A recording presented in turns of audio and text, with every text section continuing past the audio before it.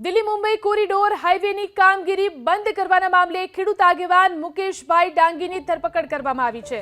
Corridor હાઈવેનું કામ બંધ કરવા જતા પહેલા લીંબડી પોલીસે મુકેશભાઈ ડાંગીની તેના જ ઘરેથી ધરપકડ કરી છે। હાઈવેના કામમાં માટી પુરાણને લીધે પાણીનું વહેણ બંધ થઈ જવાથી બંને બાજુ વરસાદી પાણી ભરાઈ જવાથી ખેડૂતોનો પાક નિષ્ફળ ગયો હતો, જેના વળતરની માંગ સાથે હાઈવેની કામગીરી બંધ કરવાની ચીમકી આપી હતી।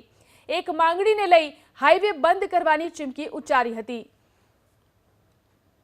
તો ખેડૂત આગેવાન મુકેશભાઈ ડાંગીની ધરપકડ કરી લેવામાં આવી છે। ખેડૂત આગેવાને વળતર ન ચૂકવાતા કામગીરી અટકાવવાની ચીમકી આપી હતી।